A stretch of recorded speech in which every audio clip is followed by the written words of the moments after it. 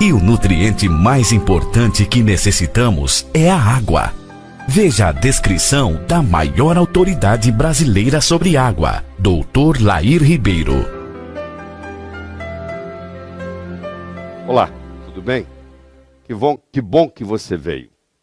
Nós hoje vamos discutir um assunto de extrema importância: o poder fisiológico da água. A água é o nutriente mais abundante que existe no corpo. E, infelizmente, pouco conhecido na medicina. 69% do corpo é água.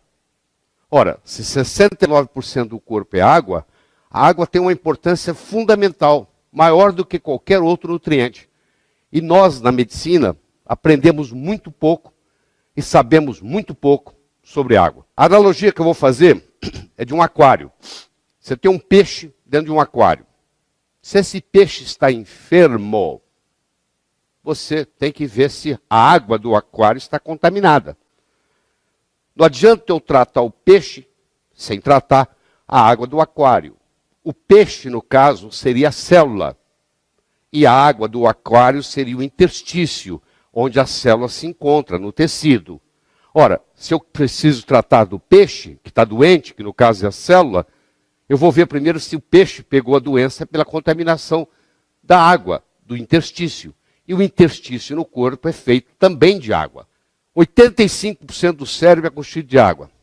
92% do sangue é constituído de água. 87% do fígado é constituído de água.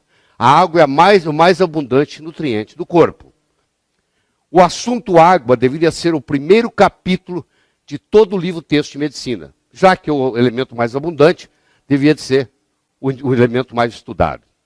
E os estudiosos no assunto chegam à conclusão de que hoje aproximadamente 30% das pessoas estão caminhando nas ruas desidratadas, porque em geral nós ingerimos menos água do que necessário, daquilo que deveríamos ingerir. Quando você magnetiza a água, você tem um magneto, coloca a água sob a ação desse magneto. O que o magneto faz na realidade, ele muda o ângulo dessa água. E quando ele muda o ângulo da água, ele consequentemente muda o número de moléculas que se reúnem. Em outras palavras, eu posso criar uma água hexagonal, que seria a água ideal, seriam 6 moléculas de água juntas, de cada vez formando o que se chama um cluster, um aglomeramento, utilizando, por exemplo, ímãs. E às vezes você encontra no mercado dispositivos sendo usados para colocar dentro da água, para magnetizar a água. Então, quando estão tentando magnetizar a água, estão, na realidade, tentando mudar este ângulo da água, que o normal é 104,5. Os estudos mostram que a água hexagonal ela é muito mais benéfica ao corpo do que a água formada na forma de pentágono. Então, nas células cancerígenas, por exemplo, nas proteínas cancerígenas, tem muito pouco água hexagonal em volta daquelas proteínas. Predomina a água com 5 moléculas. E quando você faz um tratamento e melhora, ela vai passando de pentagonal para hexagonal. Ou seja, o ideal seria a água se posicionar de modo a formar 6 moléculas, formando um hexágono, formando um cluster. Como vocês estão vendo aqui, a água dispositivo aqui do oxigênio e do hidrogênio, os ciclos maiores sendo o oxigênio, os ciclos menores sendo o hidrogênio, e você vai vendo aqui que elas se colocam numa posição hexagonal. O Dr. Moo-Sik John, que é um sul-coreano, uma autoridade em água no mundo, ele afirma que a água que circunda as proteínas anormais causadoras de câncer tem uma diminuição significativa do número de estruturas hexagonais. Então, hoje existe um incentivo, existe um estímulo em um paciente, por exemplo, cancerígeno, fazer com que a água dele se reestruture de uma forma hexagonal, e nessa reestruturação, na forma hexagonal, teria uma influência benéfica no tratamento do câncer, prevenindo metástase, etc. Então, existem trabalhos hoje mostrando que você pode fazer terapêuticas no corpo através da mudança da estrutura da água. Todas elas são H2O, mas a estrutura faz uma diferença. Para nós termos vida, temos homeostase, temos equilíbrio, nós precisamos da existência de oxigênio, para os seres aeróbicos, precisamos da existência de água, nós não ficamos sem oxigênio nem 3 minutos. Se faltar o oxigênio por 3 minutos ou mais no cérebro, nós já podemos ter lesões irreversíveis. Nós podemos ficar 2 meses sem comer, mas depois de 10 dias sem água, corremos o risco de morrer desidratado. Então nós temos o oxigênio, nós temos a água, nós temos os macronutrientes, que são as proteínas, os carboidratos e as gorduras, e nós temos os micronutrientes, que são as vitaminas e os minerais. Essa composição proporcional adequada faz a vida e mantém a saúde. Ou seja, à medida que nós envelhecemos, nós estamos mais propensos às doenças, em geral. Um indivíduo de 18 anos raramente vai doente para o hospital. Um indivíduo de 78 frequentemente está no hospital doente, com alguma enfermidade. Que enfermidades são essas?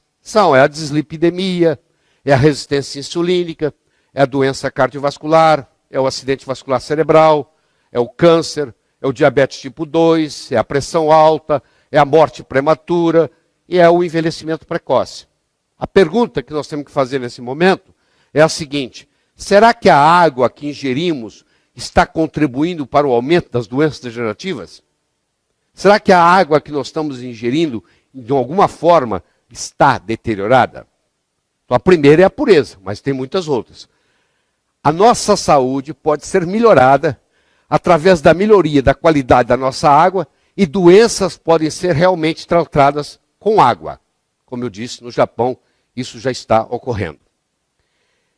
É 100 vezes mais difícil curar um organismo enfermo que preveni-lo de adquirir a enfermidade. Essa prevenção pode ser facilitada pelo uso correto da água. Se eu tomo muita coisa acídica, ácida, como o caso de refrigerantes, por exemplo, eu crio uma situação metabólica no corpo, onde os destruidores de ossos, que são os osteoclastos, são estimulados. E isso leva à osteoporose. Quem faz uso de refrigerante diariamente, a longo prazo, vai desenvolver osteoporose. A água magnetizada tem uma menor tensão superficial. Quando você põe a água no efeito de um magneto, você muda o ângulo, aquele ângulo que eu mostrei no começo, e, consequentemente, você muda o tamanho do cluster, o tamanho do aglomerado.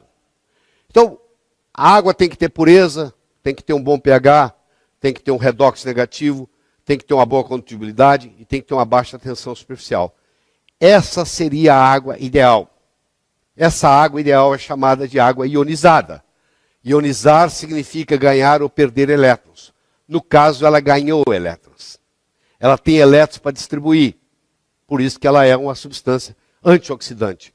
É a água que funciona como antioxidante, ou seja, não deixa você ter estresse oxidativo.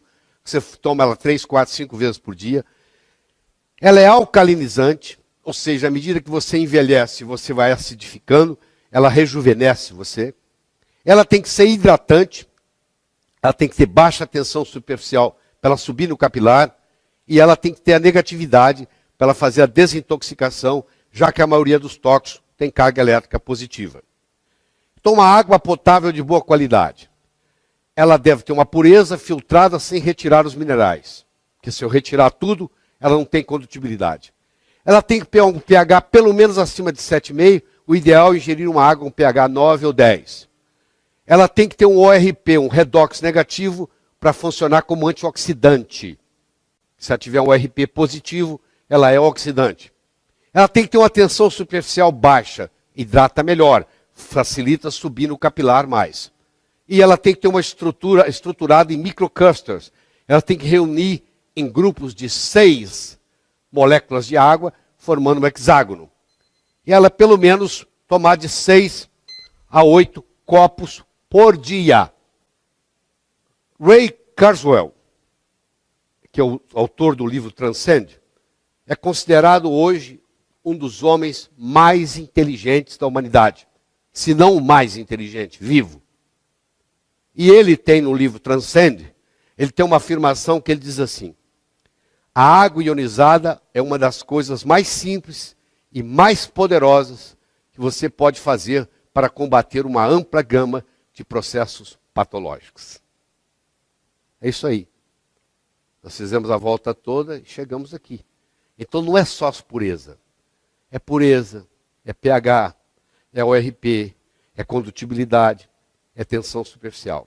E você vai ver que a água pode ser um agente terapêutico.